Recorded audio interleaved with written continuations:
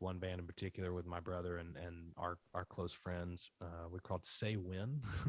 At first, we were called Say When, and then we were called Guthrie. At some point, I don't know when I decided that it was my band that we were my last.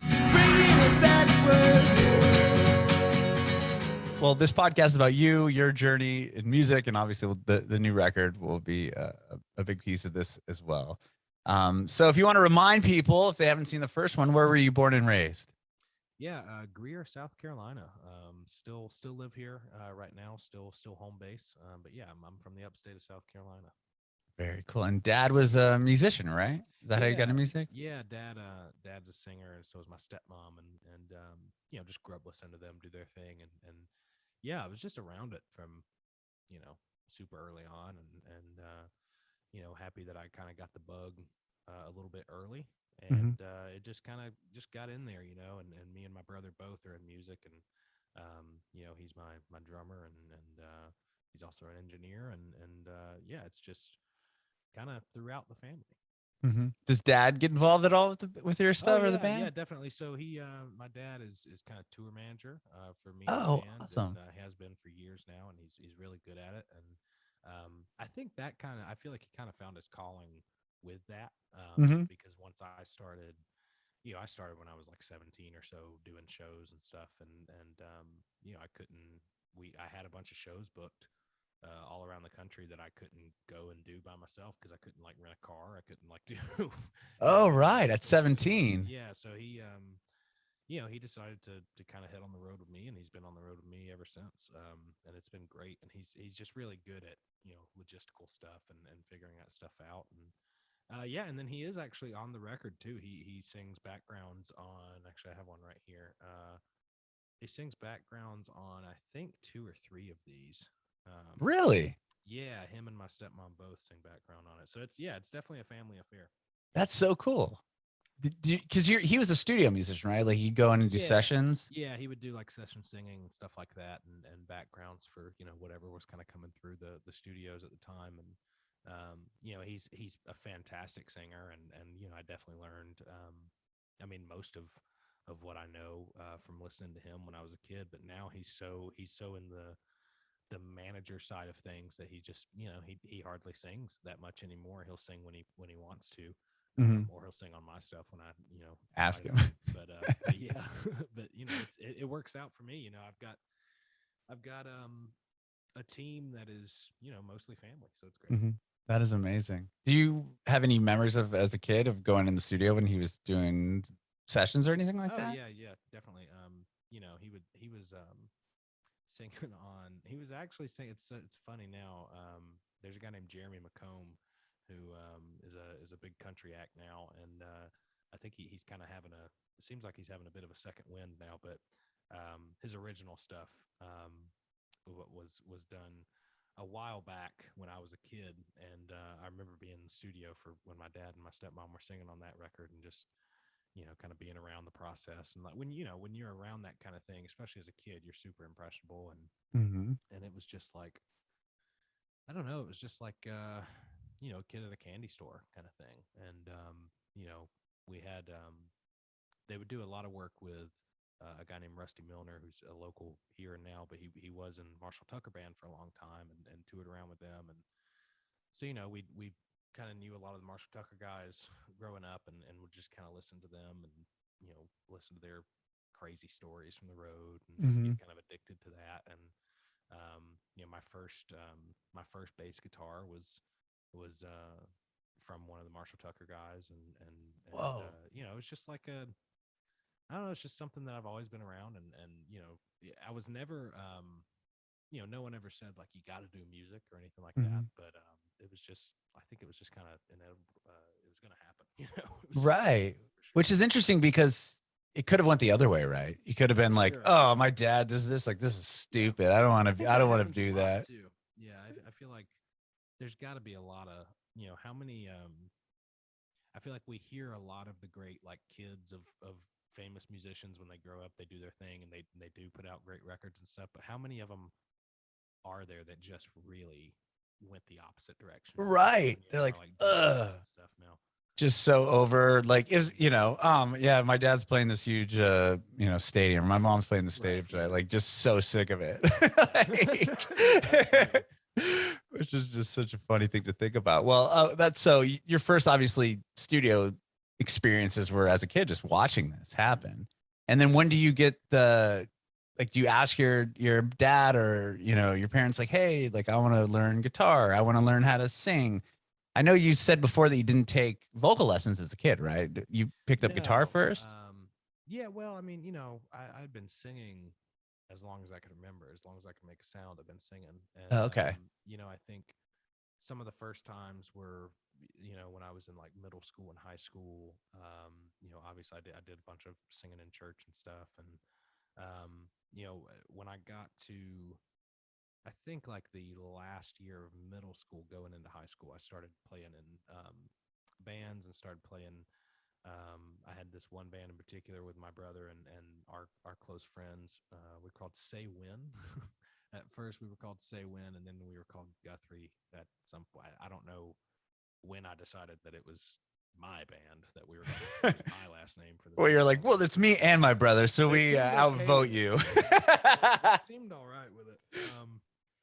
But that was like a blues funk band, but we were writing original stuff, and I don't know, I would probably cringe when I hear it today, but it was we weren't just doing covers, which is, I think a little different from your typical high school band. But Mhm.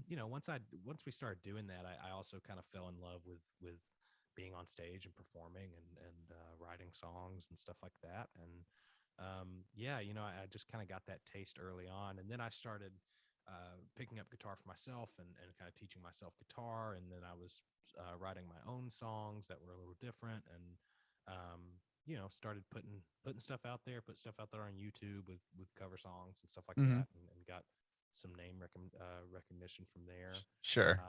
Yeah, and it's just like just kind of slowly started building stuff when I was about 16 or 17.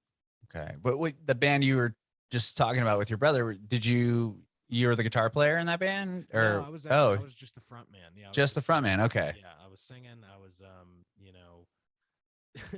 I was trying my best to lead a band. I had no idea what I was doing.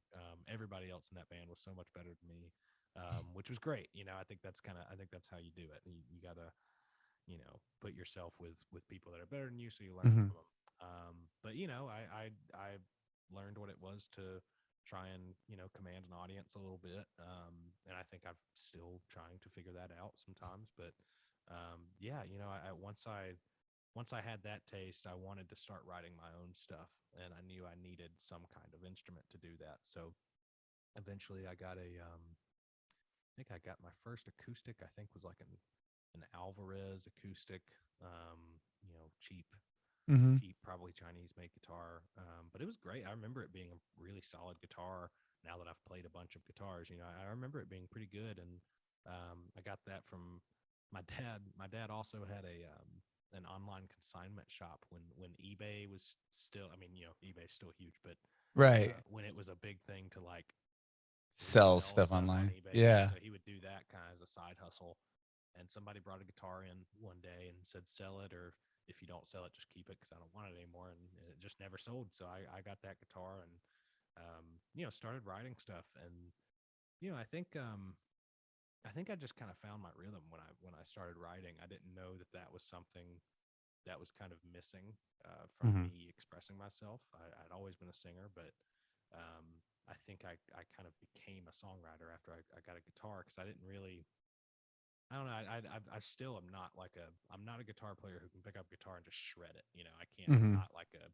I'm not a lead guitar player really by any means. But as soon as I got one, I just started making stuff with it. I started creating stuff with it instead of, you know, maybe I should have locked myself in my room a little more and shed it a little bit more. But you do what you do, and I just fell in love with songwriting. Mhm. So you talked about starting with songwriting, but I know just from this last time we spoke, but I mean, you had a cover song that really elevated you to kind of the next level, right? So you were doing your originals and then covers. Were you putting both of them up on YouTube, or like? or are you For the sticking first mainly to like the covers?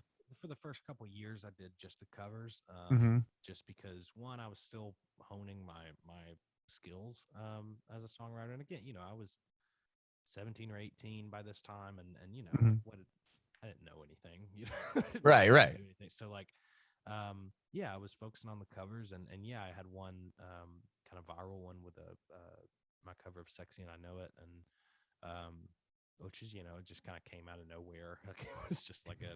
I think now it's funny because everybody you can almost to a certain degree. I think you can kind of manufacture viral videos now, and there's just a better formula for it, Mm-hmm. But Mm-hmm. um, that was when YouTube was still kind of a newish thing for musicians.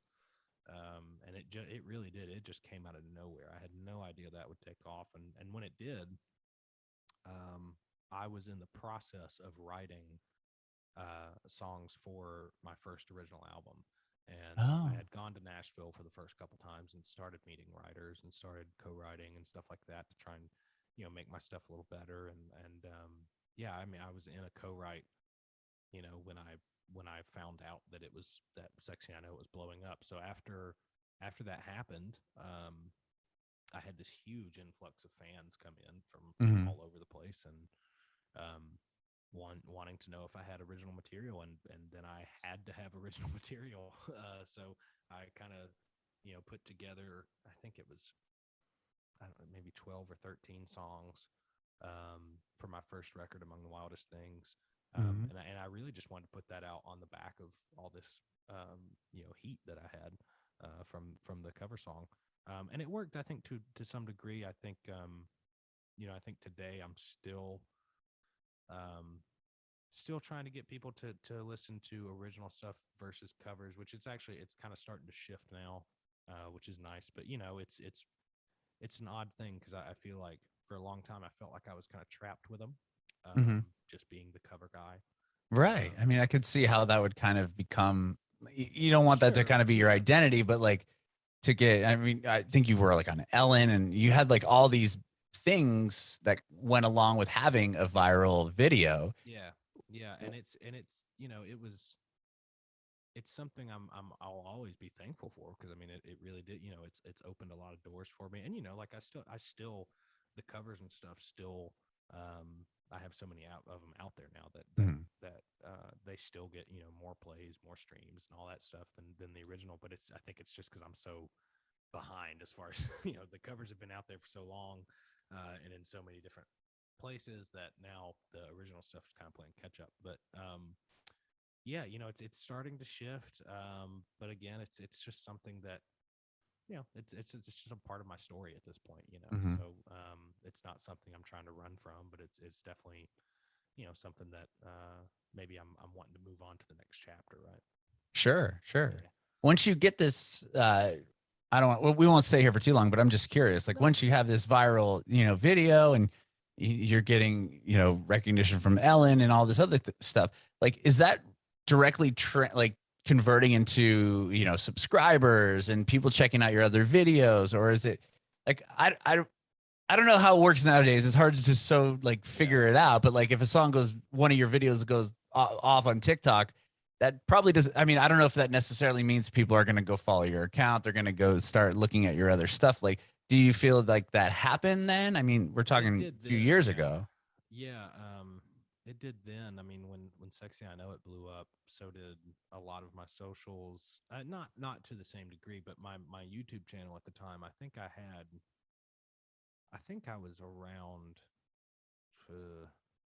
maybe like 20,000 or 30,000 subscribers at that point, and then once "Sexy I Know It" happened, it blew up to I mean, like 300,000 something Wow. subscribers on YouTube, and now I'm at around 500,000. And honestly, I haven't, I I think there's a lot of YouTubers out there that would probably look at my account right now and just be like, "Hey, what is he doing?" Because it's been YouTube is such a different game now than when Uh-huh. I was just posting covers and stuff. I never considered myself like a YouTuber to be honest. I just was kind of someone using the platform.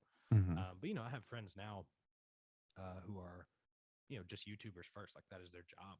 Right. now, And and there's a it's and bunch of money and it's a huge yeah, a ton. market. Yeah, sure. And it's super lucrative, and it's really great for a lot of people. I'm just not. I just don't think I'm really built that way. You know, I'm a songwriter and performer, and I like doing the YouTube thing. I like it for a time, but I don't think I have that, like, I don't know if I can do like a video a week type of thing. Like, it's just not really my thing anymore.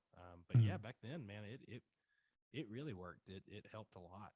It got so many eyes and ears on stuff that I was, just trying week in and week out to try and get out to people, and it finally worked. So yeah, it definitely it translated to subscribers. Um, and then I did release a lot of those covers on, once Spotify became a thing, Mhm. and all that stuff. I released them on iTunes and all that stuff too. So it definitely helped out. It's Mhm. just like it's like a kind of use it as a stepping stone, really. Mhm. It's funny that you're like, I only have like a 20,000, like 20,000 subscribers is still No, I know. so, Yeah. well, I know, no, I'm not saying that you're taking it for granted. I'm just curious, like, Yeah. how was it that just based off of you posting like content, Hmm. you know, Yeah. I mean, you well, know, then a I was lot doing, or, yeah, I was doing a video a week, or Mhm. or sometimes two a week.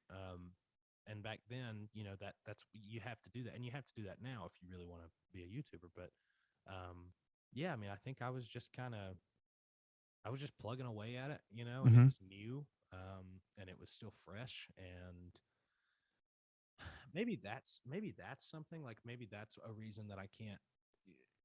I don't feel the same way about it now, because back then it was, I was just out of high school, still in high school for a lot of the videos I put out, Mhm. and having, people from all over the world write and comment and tell you, hey, this is great, or, hey, I love what you're doing, thanks for posting this stuff. Like, that's super super exciting when you're 18 years old, and like Mhm. and that's and it was, and it was like enough fuel to keep doing that week in and week out, and I just I like, after a point, I started touring a lot. I started, just kind of, I think I got a little burnt out on the YouTube thing. Mhm.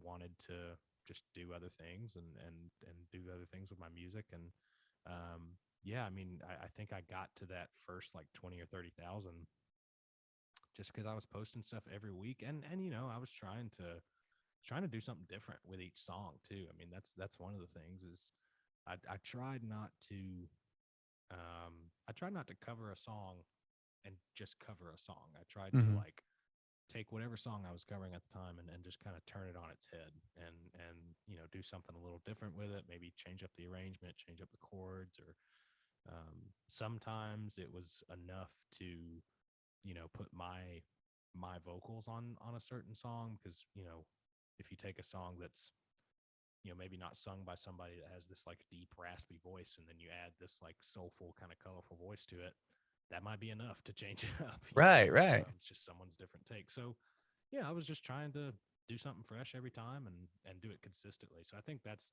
probably how I got to that first 20 or 30,000, which Mhm. now I do realize that, yeah, I mean, I had it great back I mean, then. that, like I It's said, that's a awesome. huge Yeah, it's following. good. And Yeah. like, I mean, now there's so many people on YouTube Oh that yeah.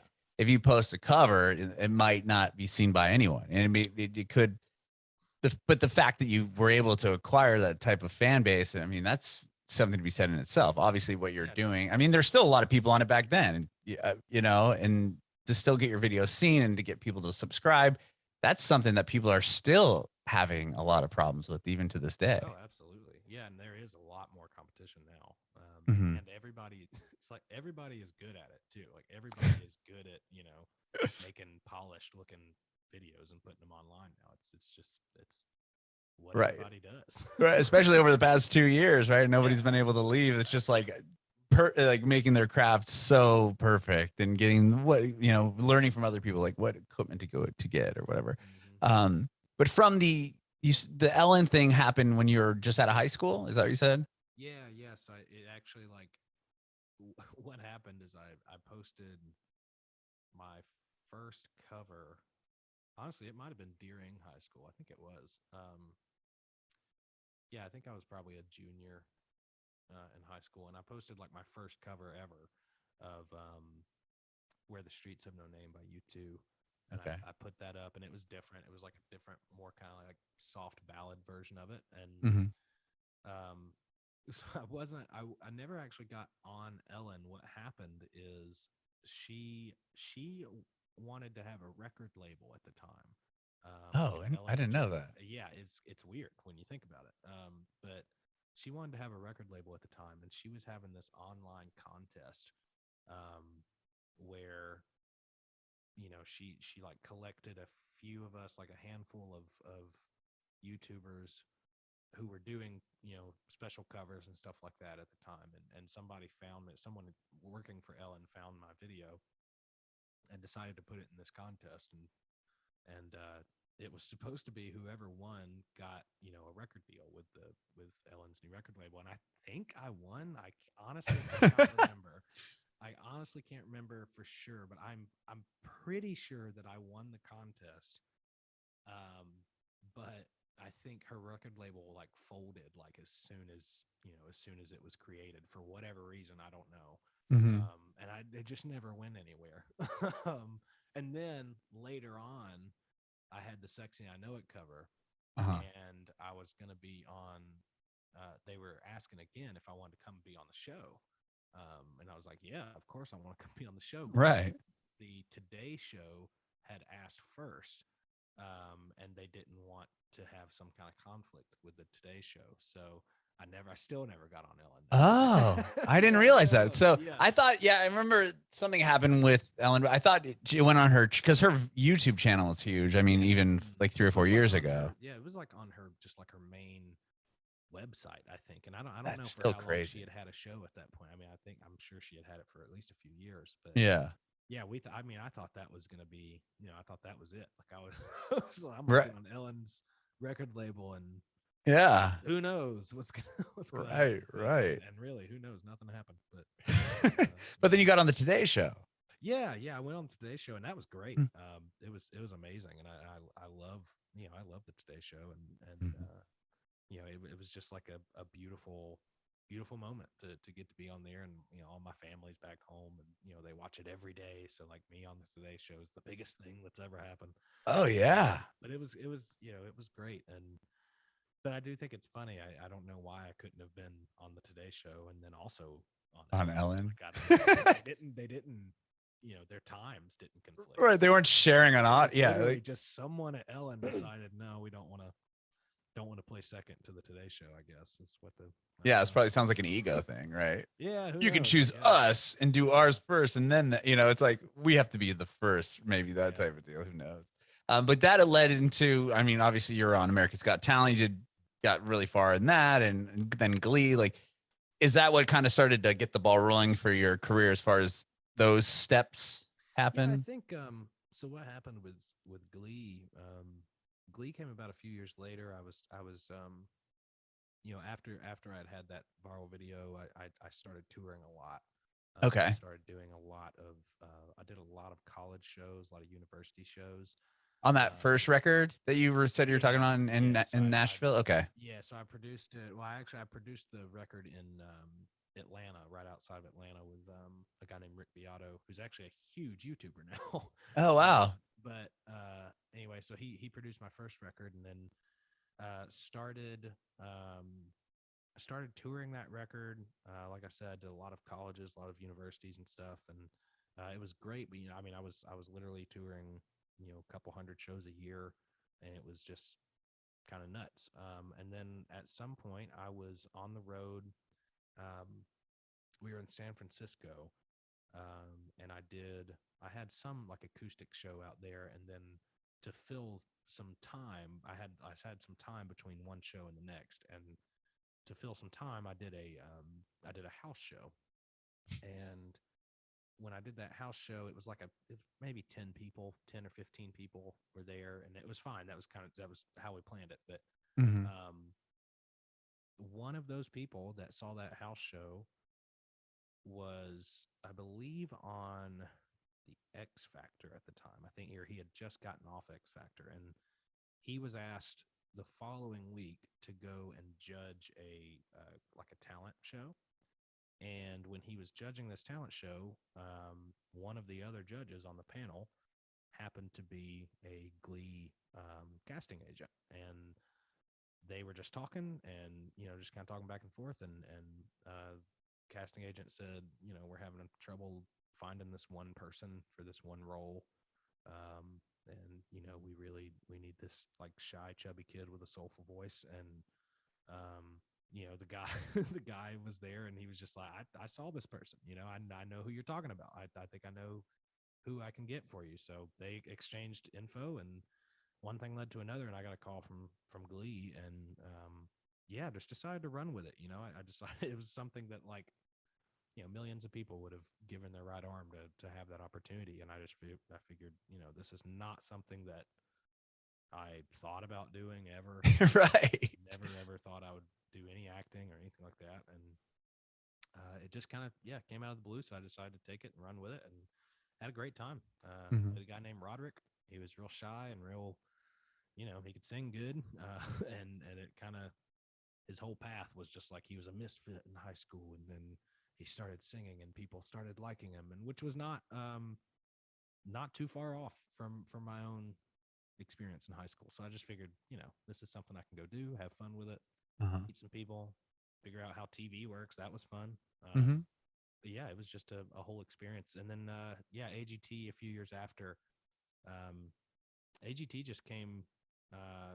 They had asked a couple times. I think that's something a lot of people don't know about those kinds of shows, with the reality competition shows, whether it's The Voice or American Idol or AGT or anything. A lot of things people don't know is, yes, people from the general public do audition, and they do make it, and they, that's definitely a thing, and I'm sure that may be mostly what happens. But they also scout for talent Mhm. through the internet. So I had been contacted by America's Got Talent a couple times. I've been contacted by, I think, The Voice a couple times. And each time I just politely turned them down. I just wasn't my thing. Mhm. And then I think I did AGT in 2018, I think. So that time they asked, and I just decided to go and try it out. I just Mhm. thought it just felt like the right time. I wanted a little more attention to the music and stuff, and they offered 15 million, viewers Right. an Like, what? episode. So it was just like, why not? So Yeah. yeah, I went and tried it, and I had a good time. I got to sing a lot of great songs, and met Simon Cowell, and yeah, it was quite an experience.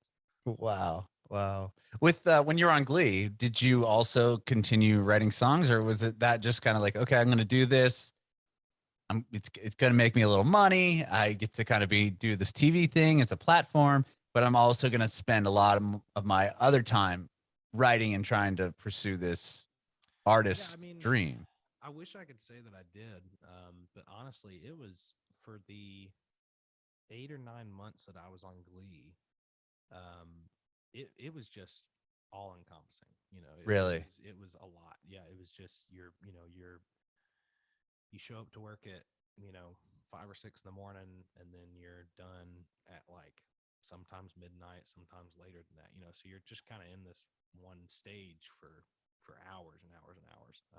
And I did get a few songs written during that time, but I actually had I had a little bit of a dry spell when it came to writing in that time, and it was a bummer. I remember, like, I was kind of sad about it. Mm-hmm. And then once I was finally done, I had to I had to kind of do a reset on my writing. I guess I had to. I went and I rented a cabin for a little while, and just like went off and just sat and tried to write music again. I don't know what it was. Mm-hmm. I think it was, how even when something is a good thing, you can get overwhelmed by it. And Sure. I think that's kind of what happened. And, I think I just turned 21. And it was just a lot. I was on a huge TV show, and Yeah, I mean that But at it the was time, just that's stuck what to that, one of the and it was biggest also shows on the planet, right? At yeah, the and it was time. also like that was my first time. I didn't go to college or anything, so like it was me being alone in Los Angeles for you know almost a year, something like that. Hmm. And I just had to figure out how to be alone and how to make friends and all that stuff. So I just didn't have I don't think I just didn't have enough bandwidth at the time to Hmm. do the show and write music.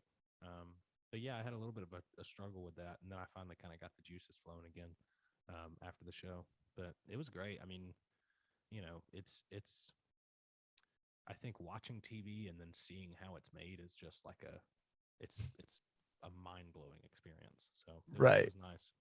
That's so cool though. And then once you're done with the show, then you said you got a cabin, you started to really start focusing back on the music. And then how many years after that, or how much time went in between getting the call from America's Got Talent? Um, a few, I think, maybe 3 years or Okay. so. So you actively picked up, songwriting Oh again yeah, and yeah. I put out touring another and all album. that Yeah, stuff. Yeah, I thought you put a record out in what, 2017 or something? yeah, yeah. So I put out that record in yeah, man. I guess that was 2017. That's crazy. Um, sorry, it just feels like I have no idea what time means anymore. Right. Like It's I have no well, idea. like I said, we talked to like August, and it's like Yeah, in the height of being stuck inside, and yet we're still kind of in the same situation. I mean, LA's canceling tours. yeah. So, Right. but yeah, I did. I went straight back to doing music. Hmm. Once I started writing some more, it just kind of kicked into gear, and I wrote that next album called The Valley, and I put that out, and yeah, it was just kind of back to normal, just doing the songwriting thing, touring, um, and yeah, and AGT just kind of came calling again, and decided, well, I've got some of this music that I'm working on. I might as well go and try and showcase my voice, showcase my talent a little bit. Hmm. And I liked AGT because I don't know why this made it better, but I for some reason liked that I wasn't against a bunch of other singers. I was up against some singers, but Hmm. there was also like acrobats and Right. It's not just like, yeah, it's not just a soul. It's not just a yeah. voice competition like Uh, The Voice or American Idol. yeah, so I don't know. I just thought it was kind of different, and it was a lot of fun. And I made some good friends on that show. Um, I think looking back on it, I'm not sure. I'm not sure that my style of music was kind of the best fit for that kind of show, being like an Americana kind of Hmm. rootsy rock kind of thing. I'm not sure that's just what the primetime network TV audience wants to hear all the time. I think it's there's a lot of pop acts that go on there and do really well. Hmm. It's just I don't know if it was the perfect fit, but it definitely helped. And I've got some really great fans from that show, just like I did with Glee. And they Hmm. stick around. They stick around. They're loyal, and they're just fans of music in general. So yeah, I think it was a good thing for me. I'm glad I did it. Hmm. It's interesting that you say that because that's what I see that when I watch those American Idol type shows. It's like the person that wins 9 out of 10 times isn't the best singer in the Sure. competition, right? Well, a It's lot all of about times they have the best story. right, best story, best song choice. Like they pick the hip song at the time. Like I remember watching American. This has got to be like 2010 or something like that. A guy played a Ryan Adams song, and I'm like, Oh yeah, that that's a rad song, sure. but no one in this audience, like out of the X million people who are watching this show right now, I would say maybe 1 or 2% even know who he is, let alone have Yeah. any concept of what song you're singing. Like Right. Yeah. it was just, yeah. But anyway, like that's like you're saying, like if you were maybe if you played to the audience, Mhm. but that's not being authentic. I mean, it's kind of Yeah, a it's a hard thing weird to do. it's a hard line to walk. I think for the first couple of episodes, I was having a little bit of trouble. I mean, I was committed to it, but I couldn't figure out like how I was going to represent myself. Hmm. I couldn't I don't know, I couldn't wrap my brain around it. And then when I finally um when I finally realized that this is about making a TV show. It's about making like an entertaining TV show for people.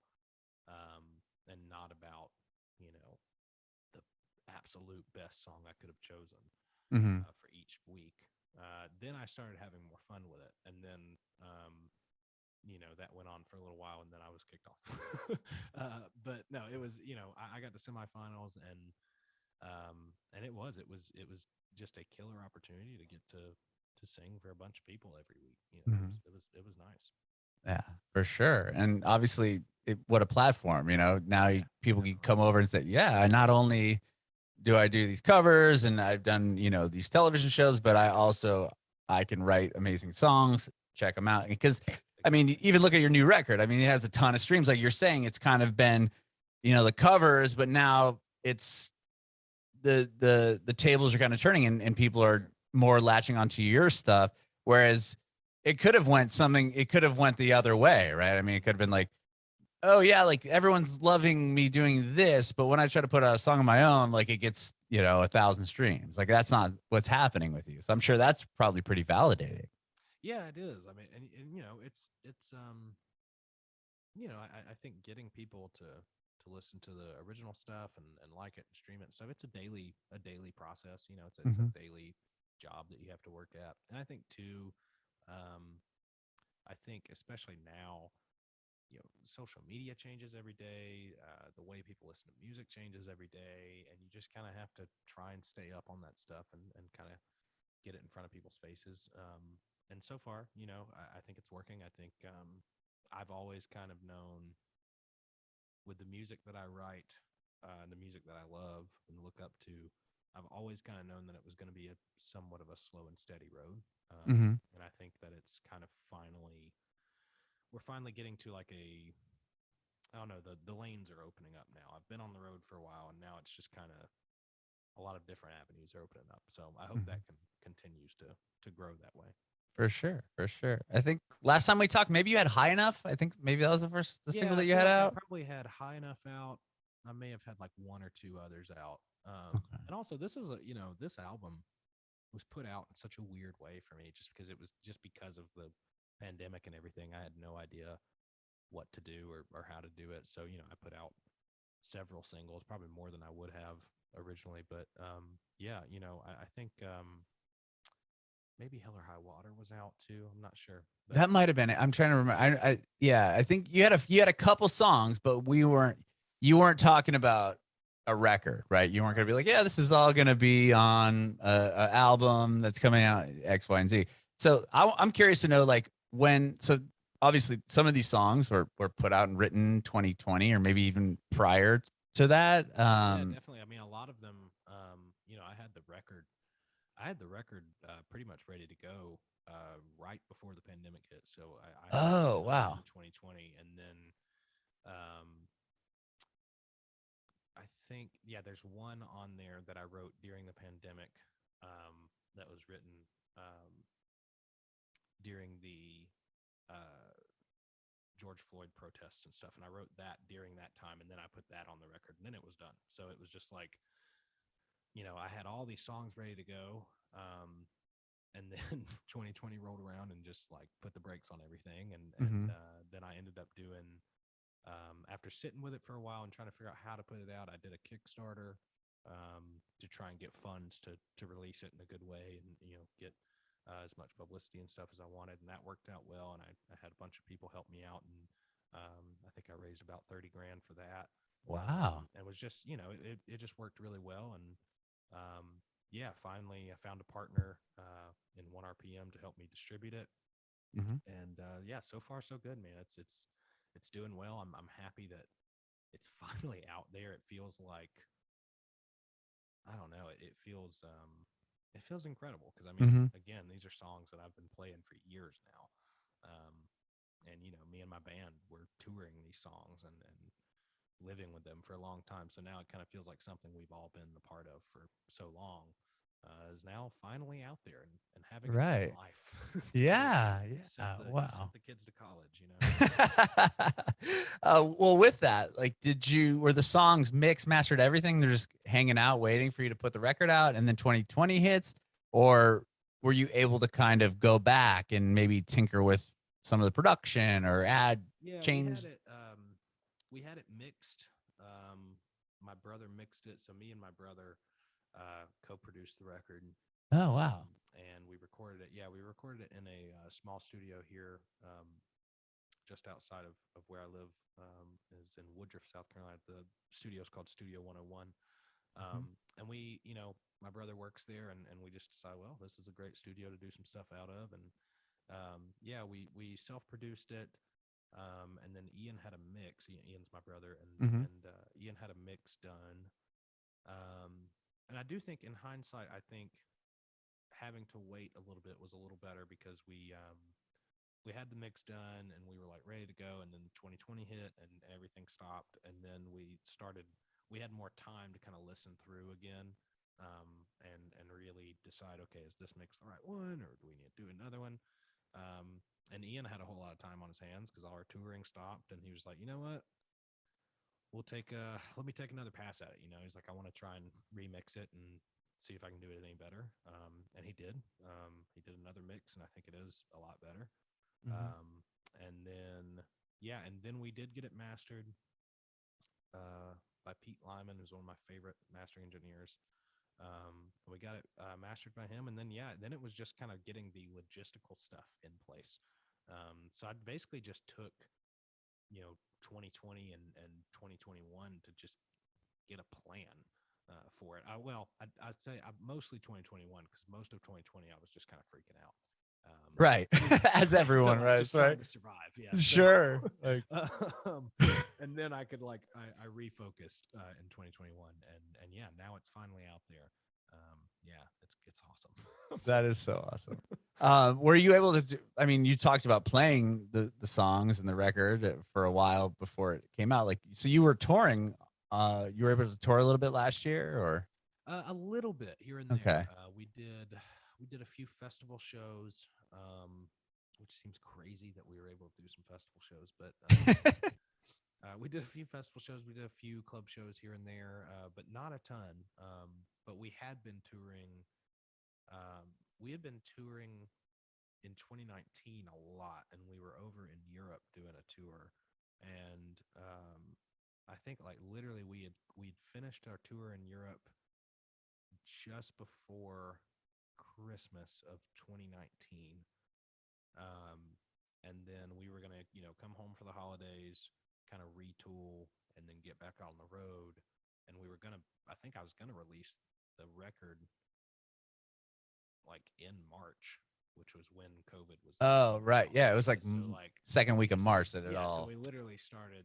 It started as, okay, we'll hold on for like a couple weeks, and then okay, we'll hold on for a month. Okay, Mhm. we'll hold on for A year. 6 months or whatever. And then it was just like, okay, well, we will reconvene later. So, yeah, we had been touring these songs for, some of these songs are 3 or 4 years old and just had Wow.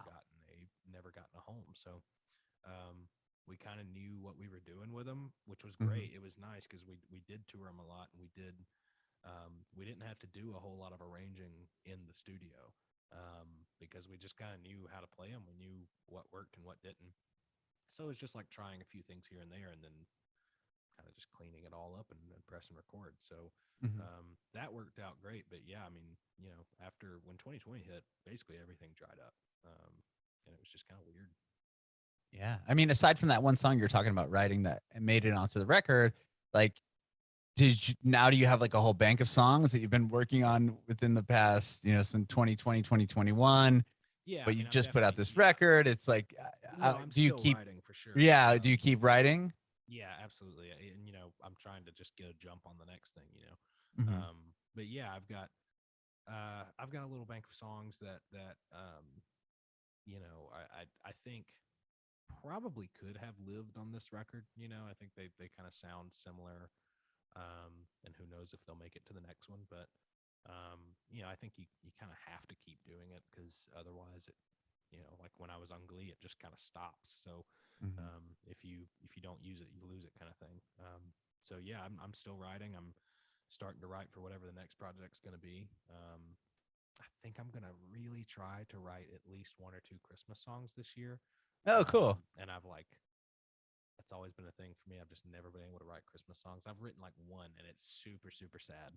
So Oh, maybe really? maybe I'll try and like maybe I'll try and do some more happy Christmas tunes. That's funny.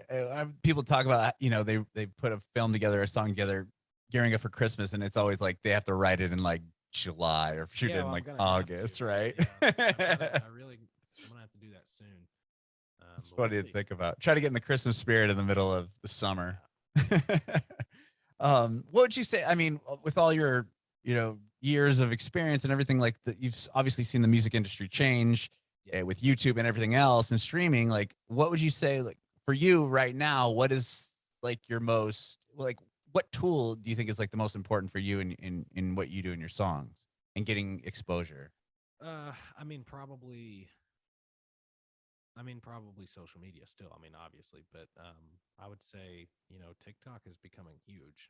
Mm-hmm. So I think for me, becoming huge, it's already huge. But I'm trying to kind of adapt and figure that out. It's weird that I've had to kind of start from scratch again on TikTok. So I have like a couple thousand followers on there, and Mm-hmm. then on Instagram. Instagram's kind of my main. I think probably my main thing that I interface with the Uh-huh. most. But yeah, I mean, it's really just like I kind of feel sometimes it's a little discouraging because there are a lot of days, especially now when touring isn't around as much. There are a lot of days where social media feels like my only job, and when I was just starting to get into songwriting and stuff like that, that is just was the furthest thing from my mind. Mm-hmm. So being someone that's I like social media and I use it, and I like it, and I like trying to connect with people and stuff. But I'm also, I don't know, I'm kind of a slow paced person. Right. Like It's hard. I mean, yeah, it's I mean, crazy to I'm think that just that's not like a a gig. I mean, yeah, it is. Yeah, it is. And something that did was very helpful to me during last year when we were still kind of like super super locked down and stuff. I started doing live streams a lot more than I ever have, and that is something I really enjoy. I do like doing live streams um, because I can actually interact with people in a real time mhm.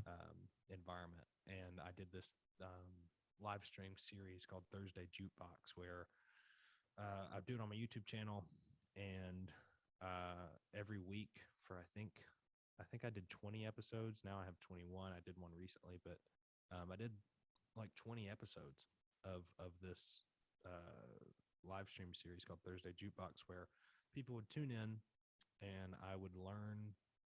There'd be like a set list of songs that I would play no matter what, but then I would learn five different like cover songs that yeah, either I'd never done before or like I don't do a lot. And basically, if people wanted to, they could help me out and pay for. They'd leave me like a $25 tip, and then that song would get unlocked, and I'd put it in the set and like play that song for them. Oh, Yes, and it became really fun, and that's cool. it kind of I grew a little community around that, and I really want to take it farther. I think it could be something really cool to just continue doing, even whenever the pandemic is finally at its end. I still think it would be something really fun to do because it also fills the gaps when I'm not on the road. It helps. Mhm. It's not bringing in the same money, but it helps a little bit. And Right. again, just And people are still able to connect with you. I think we're in such a different world now where how stoked are your fans to be able to just come on? They know that yeah, you're going to be there. They know that they can, for $25, yeah, that's not, I mean, people pay X more of that to go to like a VIP sure. Q&A before the show. I mean, they're actually able to just sit and interact with you and you're going to be like, yeah, I'll play that song. I mean, Yeah, that's just no, such it's a great. cool And I connection. I was kind of I don't know. I was kind of worried about it at first, and then when I started doing it, I really enjoyed it. I really enjoy. I also love like I love the full band shows and stuff too. But I started with just acoustic stuff. So when I get to do like a stripped down kind of acoustic set, especially if it's just in my living room, Mhm. then it's nice. It feels comfortable. It feels like you're inviting people into your home. Mhm. to just kind of entertain them for a while. I love it. I love it. Well, you are. I mean, look, you're in your living room. Yeah, exactly. Right here. uh, well, Noah, thank you so much for doing this again. It's great to see you again. Yeah, thank you. I'm going to ask you one more question because I asked to you last time as my last question, and I don't even know. Maybe we'll get the same answer. Who knows? Who Okay. cares? Do you have any advice for aspiring artists? Mm. um, yeah, I think, and I have no idea what I said last time, so this I really don't know. I actually didn't watch that part because I'm like, I don't want to like preface the question in a way where you're going to give me the same answer. So I'm like, I'm not going to watch it. I'm just going to see what he says. Right. So something I have been trying to battle with myself and my own songwriting. Um, I would say if you're just starting out, or even if you've been doing it for a while, um, try leaving your perfectionism behind. Just try that. Try getting out of your own way when you're writing a song. Instead of spending hours and hours on one line or phrase that you're trying to get perfect, um, just try and write from, I think of a place of authenticity is where you want to come from. You don't need a perfect song to inspire someone. You don't need a perfect song, to convey love or hate or any kind of emotion you're trying to convey. You don't need it to be perfect.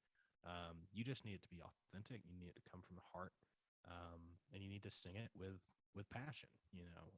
Don't have to sing it perfect either, which for me is something. It's being a singer, um, that doesn't sound right. It sounds against the grain when you don't want to strive for perfection. But for me, that is something that has always hampered me is when I really try and do everything perfectly right. One, it never happens, and two, it just I spend so much energy on one thing when I could have had a whole song done and go back and tweak if I want to. You can also always do that. You can always go back to your creations and tweak them and make them better as you think of something else. But otherwise, I think chasing perfection with every song that you write just causes torment. I think it just causes more pain than you need, and you don't need to, you don't need to borrow trouble. So yeah, I would just say try leaving perfectionism behind. Just strive to be an authentic person, an authentic artist. Write about things you care about, and things that things that come from a place within.